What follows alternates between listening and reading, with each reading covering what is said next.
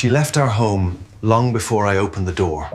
The worst part about being publicly humiliated isn't the moment itself. It's the 3 seconds of silence afterward when everyone realizes what just happened, and you can practically hear their phones buzzing as they text their other friends about the drama they just witnessed. To the one who pays the bills but never became good in bed. My wife Marta raised her wine glass higher, her perfectly manicured fingers catching the candlelight from our dining room table. 8 guests sat frozen around our mahogany table, forks halfway to their mouths, as if someone had pressed pause on the evening. I'm David Monroe, 47 years old, senior accountant at Henderson & Associates, and apparently the kind of husband who gets roasted at his own dinner party. 22 years of marriage, 2 kids in college, and a mortgage that still has 12 years left on it. Not exactly the life where you expect your spouse to announce your intimate shortcomings to your closest friends. The silence stretched on. Victoria, Marta's sister, cleared her throat and reached for the breadbasket like nothing had happened. Greg Waters, Marta's business partner at the advertising agency, smirked into his wine glass. His wife Susan stared at her plate, probably grateful the spotlight wasn't on her marriage for once. Happy to be of service, I said, raising my own glass with what I hoped looked like a good-natured smile.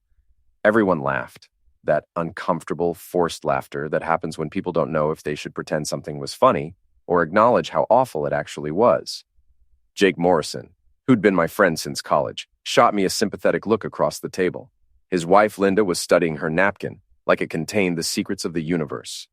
Marta took a long sip of her wine, her green eyes sparkling with what she probably thought was playful mischief, but looked more like cruelty to me. She'd been drinking since 4 o'clock, claiming she needed to take the edge off before hosting dinner. The edge off what? I'd wondered at the time. Now I knew. "Oh, come on, everyone," Marta said, waving her hand dismissively. "We're all adults here. We can joke about these things, can't we? David knows I'm just teasing." Except I didn't know that, and judging by the way she'd been acting lately, the late nights at the office, the secretive phone calls, the sudden interest in working out and buying new clothes, I was starting to suspect this wasn't teasing at all. "Of course," I said, forcing another smile. Marta's always been the comedian in the family. Trent Davidson, my oldest friend and the only person at the table who looked like he wanted to say something, raised his eyebrows at me. Trent was an ex-cop turned security consultant, built like a linebacker and about as subtle as a brick through a window.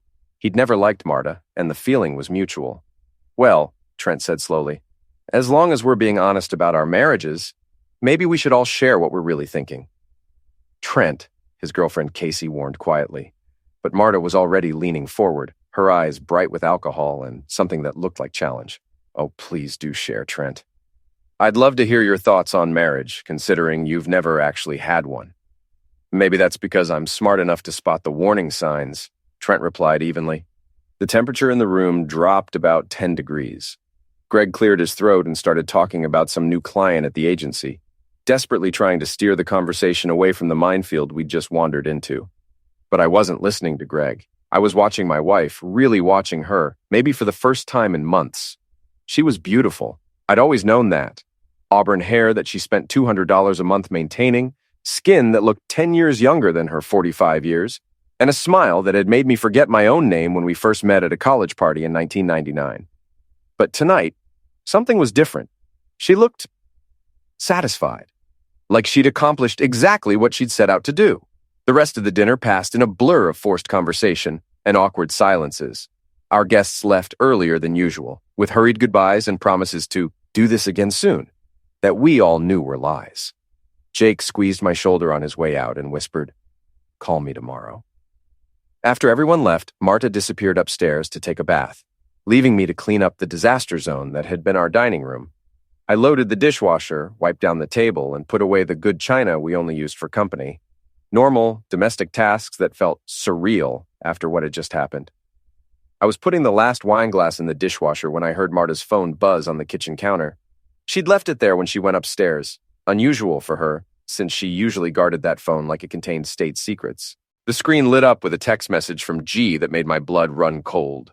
"Perfect performance tonight. See you tomorrow at the usual place." I stood there staring at the phone, my heart pounding so hard I could hear it in my ears. Greg Waters, who'd sat at my dinner table 2 hours ago and watched my wife humiliate me, who'd smirked into his wine glass like he was in on some private joke. Because he was. The phone buzzed again. Another message from G. Can't wait to celebrate properly. 22 years of marriage, 2 kids, a house, a dog, a joint checking account, and shared Netflix passwords. All of it built on what I'd thought was love and partnership and mutual respect. All of it apparently meaningless to the woman upstairs, who was probably laughing about tonight while she soaked in her lavender-scented bath. I heard the bathroom door open upstairs and quickly moved away from the phone. Marta came down a few minutes later in her silk robe, her hair wrapped in a towel. Well, that was fun, she said, pouring herself another glass of wine. I think everyone had a good time. I looked at her, really looked at her, and saw a stranger. Did you plan that? Plan what? The toast. The joke about our love life. Did you plan to humiliate me in front of our friends? She sighed dramatically, like I was being unreasonable. David, it was a joke. You're being way too sensitive about this. A joke, I repeated. Right. Yes, a joke. God, when did you become so uptight? She took a sip of wine and studied me over the rim of her glass. Maybe if you could actually take a joke, people would like you more. There it was again, that cruel edge to her voice that I'd been hearing more and more lately. When had she started talking to me like I was something she'd stepped in? I'm going to bed, I said. Fine, I'll be up in a while. But she wouldn't be. I knew that now. She'd wait until she thought I was asleep, then she'd sneak back downstairs to text with Greg. Maybe they'd make plans for tomorrow for their usual place. Maybe they'd laugh about how stupid and clueless I was, how easy it had been to fool me all this time. I went upstairs and lay in our king-sized bed, staring at the ceiling and listening for the sound of Marta's footsteps on the stairs. But instead of coming to bed, I heard her moving around in the kitchen, then the soft murmur of her voice as she made a phone call. I couldn't make out the words, but I could hear the tone. Intimate, secretive, happy in a way she hadn't sounded when talking to me in months, maybe years. That's when I made the decision that would change everything. I wasn't going to be the clueless husband anymore. I wasn't going to smile and pretend everything was fine while my wife and her lover made a fool of me. I was going to find out exactly what was going on, and then I was going to make them both pay for it. The next morning, Marta left for work early, claiming she had a breakfast meeting with a potential client. She kissed my cheek on her way out, a perfunctory peck that felt more like checking off a box on her to-do list than any gesture of affection. Don't wait up tonight, she said, grabbing her keys from the hook by the garage door. The meeting might run late, and then I have that presentation to finish for the Morrison account. The Morrison account. Jake Morrison's company had hired Marta's agency 6 months ago, right around the time I'd started noticing changes in her behavior. Convenient. After she left, I sat in my kitchen drinking coffee and staring at the business card I'd pulled from my wallet. Lila Stein, private investigator. Trent had given it to me 2 years ago when I'd mentioned some suspicious insurance claims at work, but I'd never had reason to use it, until now. I called the number at exactly 9 a.m. Stein Investigations. The voice was crisp, professional, no nonsense. Hi, this is David Monroe. I got your number from Trent Davidson. I think I need your help. What kind of help? I took a deep breath. I think my wife is having an affair. There was a pause. Can you be in my office at 10:30? Lila Stein's office was in a converted warehouse downtown, sandwiched between a coffee roasting company and a vintage furniture store. She was younger than I'd expected, maybe 35, with short black hair and intelligent brown eyes that seemed to catalog everything about me in the first 30 seconds. Tell me what's going on, she said, gesturing for me to sit in the chair across from her desk. I told her about the toast, the text messages, Marta's changed behavior over the past few months. Lila took notes on a yellow legal pad, occasionally asking questions that made me realize how much I'd been ignoring or explaining away. When did the late nights start? Maybe 4 months ago? She said they were working on some big campaigns, trying to expand the business. Has she changed her appearance recently? I thought about it. She joined a gym in January, started buying new clothes, said she wanted to feel better about herself. New clothes for work or for going out? Both, I guess. More revealing than what she used to wear. Lila nodded, making another note. What about her phone habits? She's always been attached to that thing, but lately she takes it everywhere, even to the bathroom. And she started putting it face down when we're together. Credit card statements? Any unusual charges? I handle all the finances, but she has her own business credit card. She could be using that for whatever. Mr. Monroe, I need to be clear about something. If your wife is having an affair, finding proof is going to hurt. Are you sure you want to know the truth? I thought about the text messages from G, about the way Marta had looked at me during that toast, like I was something pitiful and disposable. I'm sure. My rate is $75 an hour plus expenses. A typical adultery investigation takes between 40 and 60 hours, depending on how careful they're being. Are you prepared for that cost? $3,000 to $4,000. It would be a stretch, but we had savings. Ironically, money I'd been putting aside for a surprise anniversary trip to Italy for our 25th wedding anniversary next year. I'm prepared. Good. I'll need some information from you. Her schedule, known associates, places she frequents, and I'll need recent photos of both your wife and this Greg person. I had plenty of photos of Marta on my phone, including several from last night's dinner party that clearly showed Greg. I forwarded them to Lila's email address while she explained how the investigation would work. I'll start with surveillance, document her movements, see if she's meeting someone regularly. If she is having an affair, people in that situation tend to be creatures of habit. They find a routine that works and stick to it. How long before you know something? Give me a week. I'll send you a preliminary report next Friday. I shook her hand and walked back to my car, feeling like I'd just crossed some invisible line. This morning, I'd been a husband with suspicions. Now, I was a husband hiring a private investigator to spy on his wife. My phone rang as I was driving back to the office. Jake Morrison. Hey, man, how are you doing after last night? I'm fine, I lied. Listen, what Marta said, that was out of line. Linda's still talking about it. She feels terrible for you. It's not your problem, Jake. Maybe not, but you're my friend. If you need to talk or if there's anything I can do. I almost told him about hiring Lila, but something stopped me. If Marta really was having an affair, I didn't want word getting back to her that I was investigating. Jake was a good guy, but his wife Linda was friends with several of the women who'd been at dinner last night, including Victoria. Thanks, but I'm handling it. Okay, but David, watch yourself. Something about last night felt orchestrated, like she wanted to hurt you in front of everyone.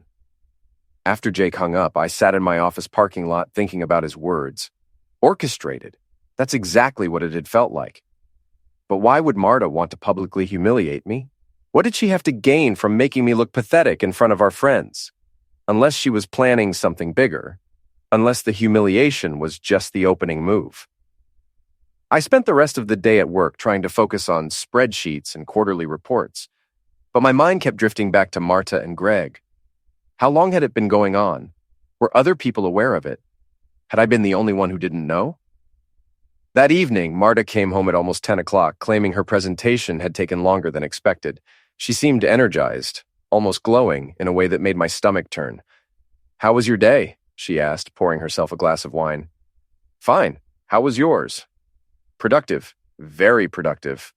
She smiled to herself like she was thinking about some private joke. We watched TV together for an hour, sitting on opposite ends of the couch like polite strangers. When Marta went upstairs to get ready for bed, I noticed she took her phone with her. Again. I lay awake that night listening to her breathe beside me, wondering how many lies she'd told me just in the past 24 hours, wondering how many more lies were coming. But I wasn't going to be passive anymore. I wasn't going to sit back and let her make a fool of me while she and Greg laughed about it behind my back. I was going to find out exactly what they were doing, and then I was going to destroy them both. Lila called me Thursday afternoon while I was reviewing budget projections for the third quarter. I've got something, she said. Can you meet me at my office at 6? My hands were shaking as I hung up the phone. 4 days. It had only taken 4 days for Lila to find whatever she was looking for. I arrived at her office 10 minutes early and found her waiting with a manila folder and a laptop computer. Sit down, Mr. Monroe. This isn't going to be easy. She opened the folder and spread out a series of photographs on her desk. The first few showed Marta leaving our house Tuesday morning, but instead of driving toward downtown where her office was located, she'd gone in the opposite direction. She drove to the Riverside Hotel on Maple Avenue, Lila said. Do you know that place? I nodded. It was an upscale boutique hotel about 20 minutes from our house. Marta and I had gone to their restaurant for our anniversary 2 years ago. She parked in the back lot and went in through the side entrance.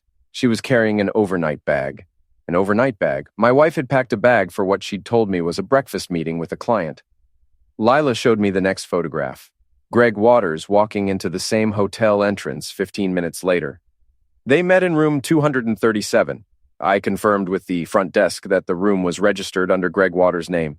He'd booked it for the entire day.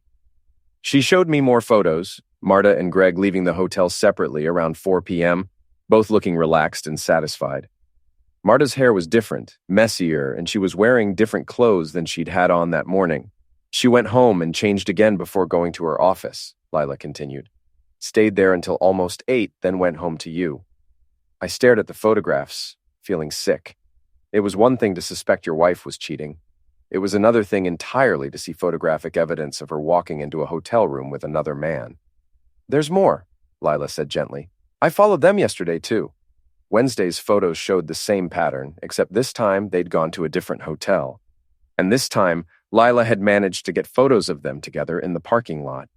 Greg's hand on the small of Marta's back. Marta laughing at something he'd said, both of them looking at each other like teenagers in love. How long do you think this has been going on? I asked.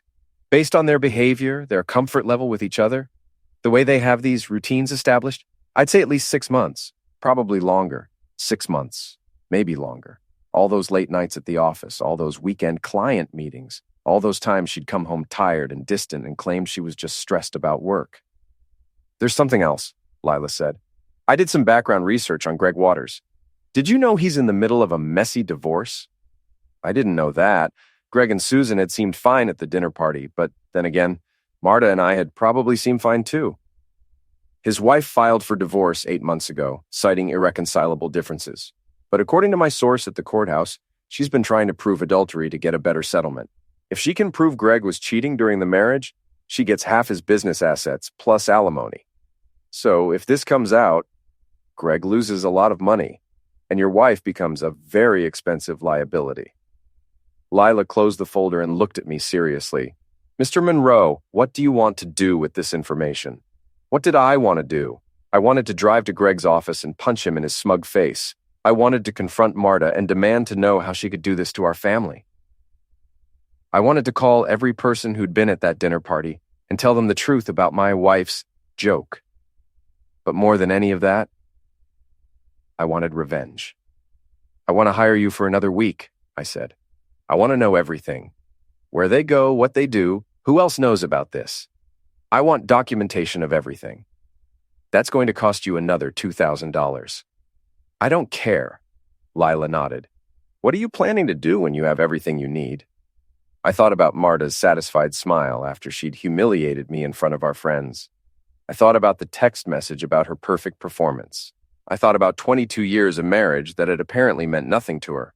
I'm going to make sure they both get exactly what they deserve. That night, I went home and acted like nothing had changed.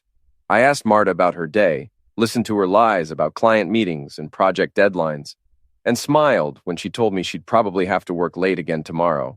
That's fine, I said. I understand how important your work is to you. She looked at me strangely, like she was trying to figure out if there was some hidden meaning in my words, but I kept my expression neutral, supportive, the same face I'd been showing her for months while she lied to me. After she went to bed, I sat in my home office and opened a new document on my computer. I titled it Evidence and started typing everything I knew, everything Lila had told me, every suspicious behavior I could remember from the past 6 months.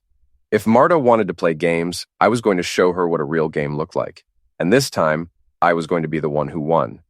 The second week of surveillance revealed the true scope of Marta and Greg's deception. Lila's report, delivered to me the following Friday, was 47 pages long and included photographs, credit card records, phone logs, and a detailed timeline of their activities. They weren't just having an affair, they were building a life together. Look at this, Lila said, spreading out credit card statements across her desk. Greg's been paying for everything: hotel rooms, dinners, weekend trips to Chicago and Milwaukee. But here's the interesting part. He's been charging it all to his business account. Why is that significant? Because in his divorce proceedings, he's claiming his business is barely profitable. He's trying to hide assets from his wife, but these expenses show he's spending thousands of dollars a month on your wife. I studied the statements. Expensive restaurants I'd never been to. Hotels in cities Marta had never mentioned visiting. Shopping trips to boutiques that cost more than my monthly salary. There's more, Lila continued. I followed them last Saturday when you thought your wife was at her book club. She showed me photos of Marta and Greg at an open house in Wayzata, an expensive suburb about 30 minutes from where we lived. They were holding hands, talking to a real estate agent, looking at the house like they were planning to buy it together. I spoke to the agent afterward, pretended I was interested in the property. She said the couple, she assumed they were married, had been looking at houses in that price range for about 2 months. They're pre-approved for a loan of up to $800,000. $800,000. Our house was worth maybe $350,000, and we still owed $200,000 on the mortgage. How are they getting approved for that kind of money? Greg's business assets, plus they're planning to use the proceeds from both of your divorces. Your wife has been very forthcoming with information about your financial situation. My financial situation. The savings accounts I'd been building for our retirement, the investment portfolio I'd carefully managed for 20 years, the life insurance policies, and 401k contributions. Marta knew about all of it because I'd included her in every financial decision we'd made as a married couple. She's been planning this for a while, I said. At least 8 months, based on what I found. Maybe longer. Lila showed me more evidence. Screenshots of text messages between Marta and Greg that she'd obtained through a contact at their cell phone company. The messages went back 10 months and progressed from flirtatious workplace banter to explicitly intimate content, and then to detailed plans for their future together. In one message from 3 months ago, Greg had written, "Can't wait until we don't have to sneak around anymore. Just a few more months and we'll be free." Marta had responded, "I know, I hate lying to David, but it's better this way. Cleaner. Cleaner. Like our 22-year marriage was just some mess that needed to be tidied up." "There's something else," Lila said. "Your wife has been meeting with a divorce attorney, Rebecca Chen, downtown office. I have photos of her going into the building 3 times in the past month. She's already started divorce proceedings? I don't know for sure, but it looks like she's at least exploring her options, getting advice on how to maximize her settlement." I thought about the dinner party, about Marta's public humiliation of me in front of our friends. Had that been part of her strategy? Was she trying to establish some kind of narrative about our marriage being unhappy, about me being inadequate? What about our friends? Do any of them know? Lila consulted her notes. Victoria definitely knows. I have photos of your wife meeting with her sister twice at a coffee shop downtown, showing her what looked like real estate listings and legal documents. Jake Morrison doesn't appear to know. I've been monitoring his interactions with Greg, and there's no indication he's aware of the affair. But his wife Linda? Harder to say. Women talk. If Victoria knows, there's a good chance Linda and some of the other wives know too. So I'd been sitting at dinner parties and social gatherings for months, making small talk with people who knew my wife was cheating on me. People who'd watched her humiliate me and knew exactly why she'd felt confident enough to do it. "What do you recommend?" I asked. Lila leaned back in her chair. "That depends on what you want to accomplish. If you just want a divorce, you have enough evidence to ensure a favorable settlement. Adultery still matters in this state, especially when there's evidence of financial planning to defraud a spouse. And if I want more than just a favorable divorce settlement, then you need to think carefully about timing and strategy. Right now, they don't know you know. That's an advantage. The question is how you want to use it." I thought about Marta's smile after her toast, about Greg's smirk, about all the lies and the secret planning, and the casual way they'd been dismantling my life while pretending to be my friend and my wife. "I want to destroy them," I said. "Both of them. I want everyone to know what they've done, and I want there to be consequences." Lila nodded. "Then we need to be smart about this. We need more evidence, and we need to make sure everything we do is legal and defensible, because if you're going to war with them, they're going to fight back. How long do you think we have before they make their move? Based on the house hunting and the legal consultations, I'd say you have maybe a month before your wife files for divorce. Probably less. A month. 4 weeks to turn the tables on the people who'd been planning to destroy my life. What do you need from me? Access to your financial records, your wife's schedule, and a list of everyone who was at that dinner party. If we're going to expose them, we want to make sure the right people are watching when it happens." That night, I went home and had dinner with my wife like nothing had changed. She told me about her day at the office. More lies about client meetings and project deadlines. She mentioned that she might need to travel to Chicago next week for a presentation. Chicago? I said. That's sudden. It's a big potential client. Greg thinks it could really put the agency on the map. Greg thinks. Everything was about what Greg thought these days. Well, I hope it goes well, I said. How long will you be gone? Probably just overnight. Maybe 2 nights if the meetings run long. 2 nights in Chicago with Greg, probably at some expensive hotel, while I sat at home like the clueless husband she thought I was. I'll miss you, I said. She looked surprised, like she'd forgotten I was capable of expressing affection. I'll miss you too. But we both knew she was lying. After she went to bed, I sat in my office and started making lists. Friends who needed to know the truth. Colleagues at Greg's business who might be interested in his financial irregularities. Social media contacts who could help spread the word when the time came. Marta had spent months planning my humiliation. Now it was my turn to plan hers. And unlike her, I was going to make sure my plan was perfect. Marta left for Chicago on a Wednesday morning, kissing me goodbye at the door like a loving wife going on a business trip. She'd packed her nicest clothes and bought new lingerie the week before. Not for me, obviously. I'll call you tonight, she promised, wheeling her suitcase to the car. Have a safe trip. Tell Greg I said hello. She paused, her hand on the car door handle. What? Greg, he's going with you, right? You mentioned he thought this client could put the agency on the map? Oh, yes, right. I'll tell him you said hello. But she wouldn't because Greg was already in Chicago waiting for her.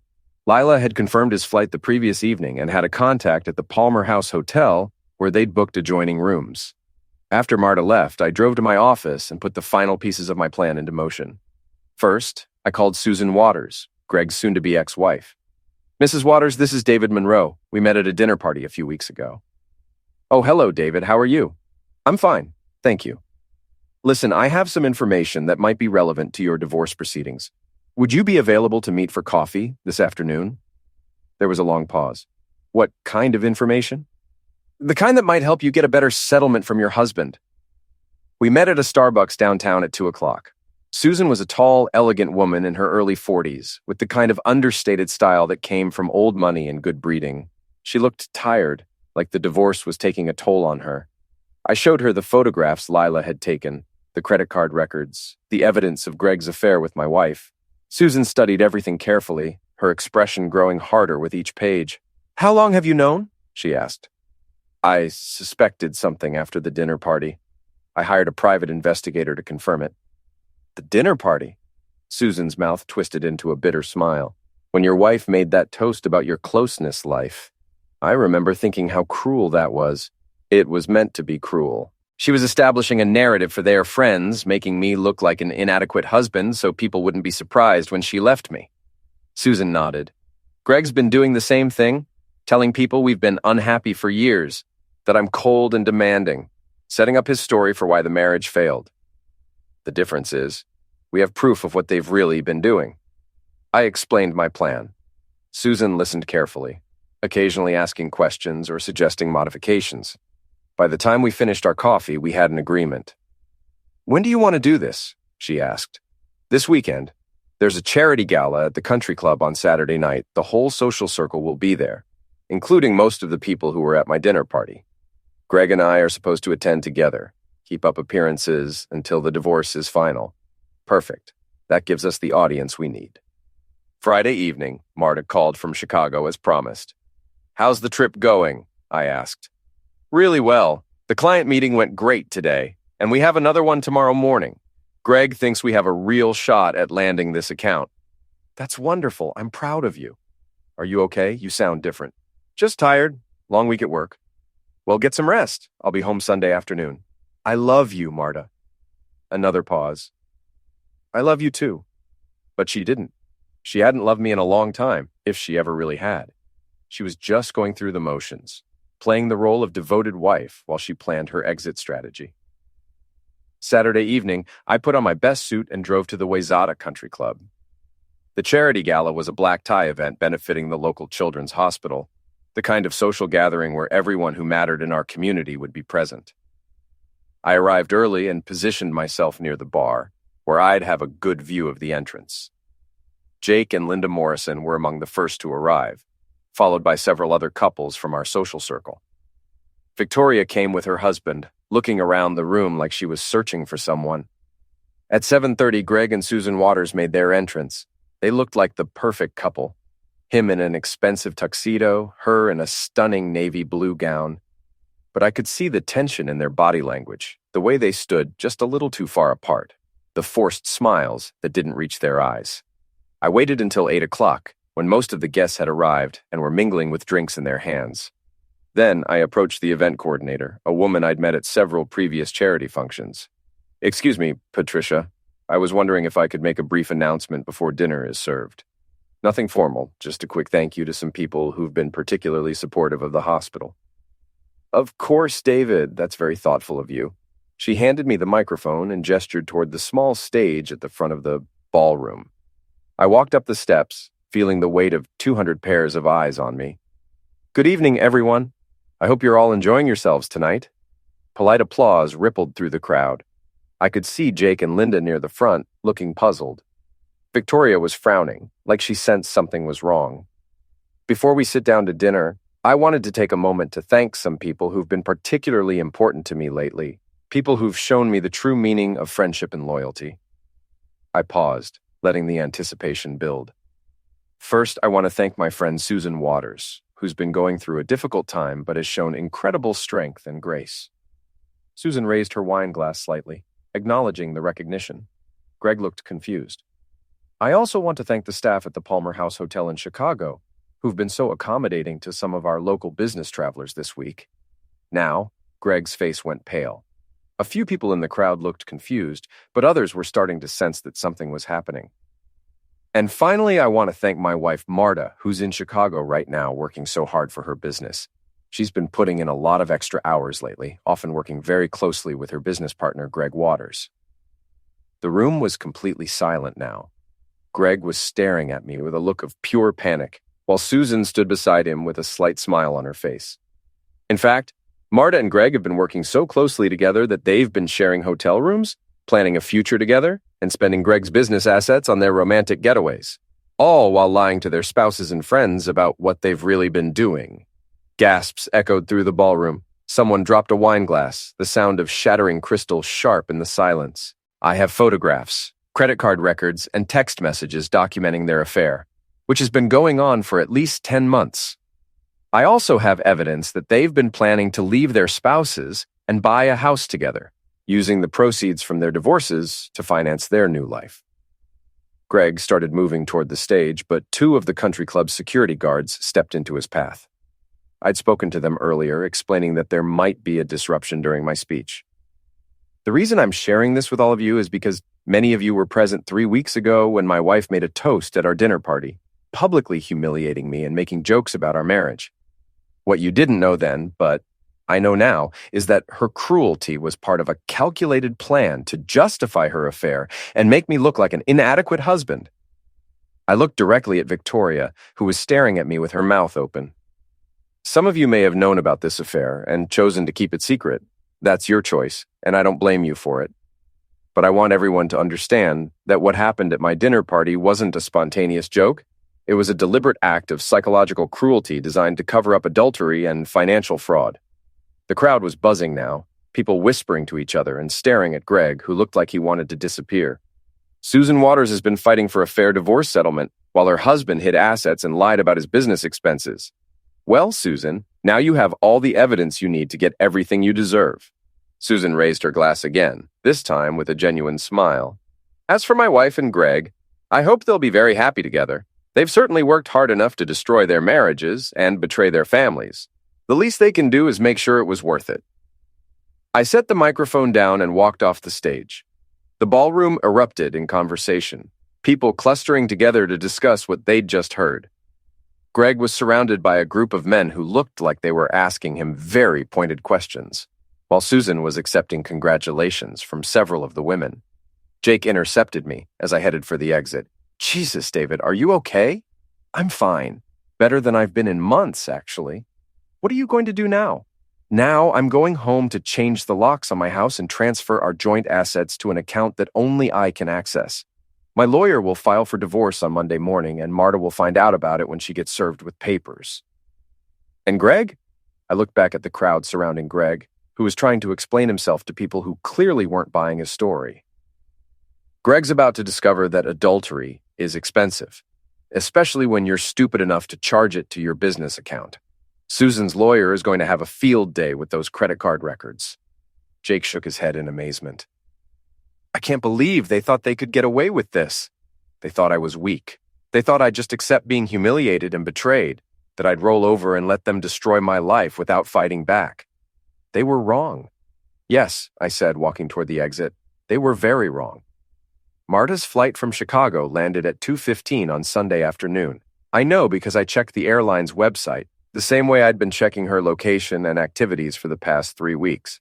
By the time she walked through our front door at 3:30, I was sitting in the living room reading the newspaper like it was any other Sunday afternoon. David, I'm home. In here, I called. She came into the living room pulling her suitcase, looking relaxed and happy. The Chicago trip had obviously agreed with her. How was your flight? I asked, not looking up from the sports section. Fine. A little delayed, but not too bad. She sat down on the couch across from me. How was your weekend? Interesting. I went to the charity gala last night. Oh, that's right. I forgot that was this weekend. How was it? I folded the newspaper and looked at her directly for the first time since she'd come home. Educational. Something in my tone made her pause. What do you mean? I learned a lot about friendship, loyalty, and the importance of telling the truth. I also learned that adultery is more expensive than most people realize. The color drained from her face. David, what are you talking about? I'm talking about your affair with Greg Waters. I'm talking about the hotel rooms, the house hunting, the divorce planning, and the 10 months of lies you've been telling me. She opened her mouth to deny it, then closed it again. I could see her mind racing, trying to figure out how much I knew and what her options were. How long have you known? She asked quietly. Since the night you made that toast. The night you decided to humiliate me in front of our friends as part of your exit strategy? David, I can explain. No, you can't. There's no explanation for what you've done. There's no excuse for the lying, the cheating, the planning to steal half of everything I've worked for while pretending to be my loving wife. I stood up and walked to the window, looking out at our backyard where we'd hosted barbecues and birthday parties and all the normal activities of a married couple. I hired a private investigator. I said, I have photographs of you and Greg going into hotels together. I have copies of your text messages planning your future life together. I have credit card records showing that Greg has been spending thousands of dollars on you while hiding assets from his wife. Marta was crying now, tears streaming down her face. David, please, I never meant for it to happen. It just did. Bees. This wasn't some accident or moment of weakness. You planned this. You've been planning it for months, maybe longer. I turned back to face her. You want to know what really hurts? It's not even the affair. People fall out of love, marriages end. I understand that. What hurts is how cruel you've been about it. The lies, the manipulation, the way you made me feel like I was crazy for noticing that something was wrong. I'm sorry, she whispered. I'm so sorry. No, you're not. You're sorry you got caught. There's a difference. I walked to the front hall closet and pulled out 2 suitcases. Her suitcases. I've packed some of your things. You can stay at Victoria's tonight or wherever you want. But you're not staying here. David, this is my house too. Not anymore. My lawyer filed for divorce yesterday morning. You'll be served with papers tomorrow. And thanks to all the evidence I have of your adultery and financial planning with Greg, you're not going to get nearly as much as you were hoping for. She stared at the suitcases like she couldn't quite believe what was happening. You can't just throw me out. I have rights. You had rights. You gave them up when you decided to cheat on me and planned to defraud me. Now you have whatever my lawyer and the judge decide you deserve, which isn't much. My phone rang. I glanced at the caller ID and smiled.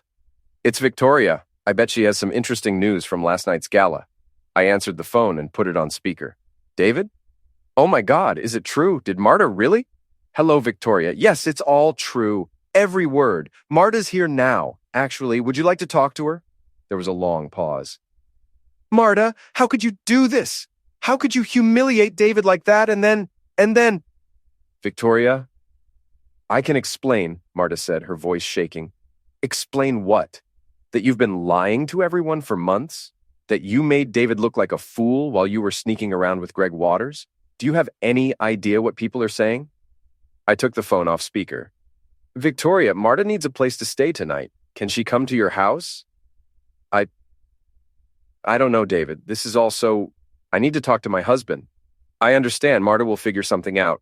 I hung up and looked at my wife, my soon-to-be ex-wife. Looks like your support network isn't as solid as you thought. Marta picked up her suitcases, her hands shaking. What about Ross and Amelia? What are you going to tell the kids?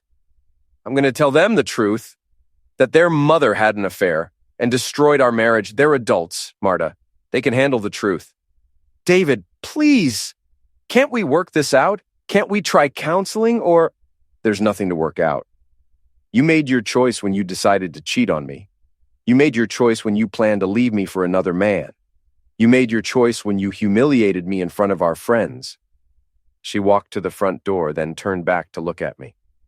I did love you, David. Once. Maybe you did. But you don't love me enough to be faithful, and you don't respect me enough to be honest. That's not love, Marta. That's just convenience. After she left, I called both of our children. Ross was shocked but supportive. Amelia was angry at her mother and wanted to know if there was anything she could do to help. Both of them said they'd known something was wrong, but hadn't wanted to interfere. Monday morning, I went to work and tried to focus on normal activities, but around 10 o'clock, Trent called with an update. Greg Waters was fired this morning, he said. Apparently, the agency's board of directors had an emergency meeting yesterday after word got around about Saturday night. They decided his conduct was detrimental to the business. What about Marta? Also fired. Turns out several clients had been complaining about the quality of her work lately. The board used the affair as an excuse to clean house. So in addition to losing their spouses, Greg and Marta had also lost their jobs and their business. Their plan to start a new life together was falling apart before it had even really begun. There's more, Trent continued. Susan Waters' lawyer filed an emergency motion this morning to freeze all of Greg's assets. The judge granted it based on the evidence of hidden expenses and financial fraud. So Greg can't access his money? Not until the divorce is final and the assets are properly divided, which could take months. Greg and Marta had been planning to use his business assets to buy their dream house and start their new life together. Now they were both unemployed and Greg's money was tied up in legal proceedings. Wednesday afternoon, I got a call from Jake Morrison. David, I wanted to let you know that Linda and I support you completely. What Marta did was unforgivable. Thank you, Jake. That means a lot. There's something else. I'm pulling my company's account from Marta's agency. I can't do business with people who would betray a friend like that. You don't have to do that. Yes, I do. There have to be consequences for this kind of behavior. Other people are pulling their accounts too. Word gets around fast in this town. By the end of the week, I'd heard from most of the people who'd been at my dinner party. Some were supportive, others were uncomfortable with the whole situation, but everyone had heard about what happened at the charity gala. Marta and Greg's affair was the talk of our social circle. Victoria called on Friday to apologize. I knew something was going on, she admitted. Marta had been acting different, asking strange questions about divorce law and property division, but I hoped she would come to her senses before it went too far. Why didn't you tell me? I didn't want to get involved. I thought it was between you and Marta. I was wrong. Yes, you were. 3 weeks later, I ran into Greg at the grocery store. He looked terrible, unshaven, wearing clothes that looked like he'd slept in them. The kind of desperate appearance that comes from unemployment and legal troubles. He saw me in the produce section and tried to avoid eye contact, but I walked directly up to him. Hello, Greg. How are you doing? He looked around nervously like he was afraid someone might be watching.